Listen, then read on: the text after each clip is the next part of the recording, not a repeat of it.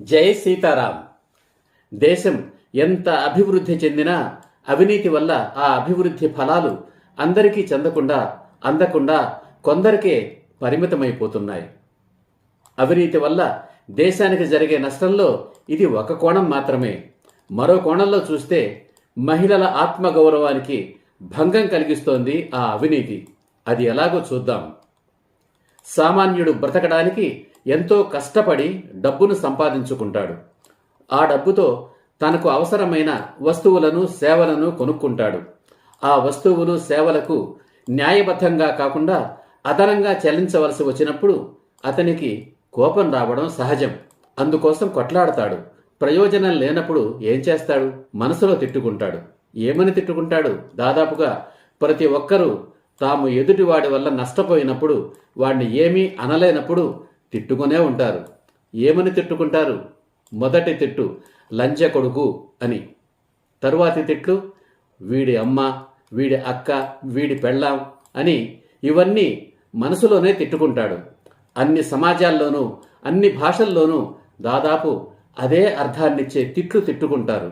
ఒక ప్రభుత్వ మహిళా ఉద్యోగిని, ఒక అధికారిని ప్రజలకు ఉచితంగా అందించవలసిన సేవలకు లంచం తీసుకుంటే ఆ లంచం ఇచ్చినవాడు సంతోషంగా ఆమెను ఆశీర్వదిస్తూ ఇస్తాడా? లంజముండ అని తిట్టుకొని ఇస్తాడు. తనకు తెలిసిన వాళ్ళందరితోనూ ఆ లంజముండకు లంచం ఇస్తేనే కాని పని చెయ్యదు అని తిట్టి మరీ చెబుతాడు. ఆమె ఎంత ఉన్నత కులంలో పుట్టినా, ఎంత చదువుకున్నా, ఎంత హోదా ఉన్నా, ఎంత జీతం తీసుకుంటున్నా ఏమిటి ప్రయోజనం? తనకు లంచం ఇచ్చిన వాడికి లోకువయ్యింది, లంజముండా అయింది. లంచం ఇచ్చినవాడు ఆ తిట్టుతో ఆగుతాడా? ఇంకా చెప్పలేని విధంగా తిడతాడు. ఆ మహిళా అధికారి శీలానికి, గౌరవానికి భంగం కలిగించే లంచం అవసరమా? ఆమె తీసుకునే జీతం, ఆమె భర్త సంపాదన తన కుటుంబ జీవనానికి సరిపోదా?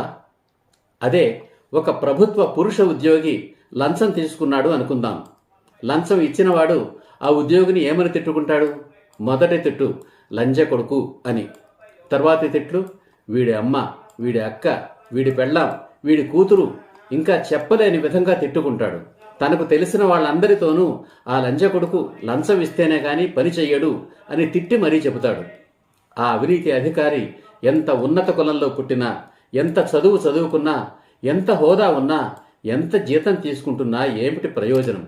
తనను కన్న తల్లి, కట్టుకున్న భార్య, తోడబుట్టిన అక్క చెల్లెళ్ళు, తాను కన్న కూతురు, ఇంతమంది స్వంత మహిళల శీలాలకు, ఆత్మ గౌరవానికి భంగం కలిగిస్తున్నాడు ఆ అవినీతి అధికారి. జై హింద్, జై సీతారాం.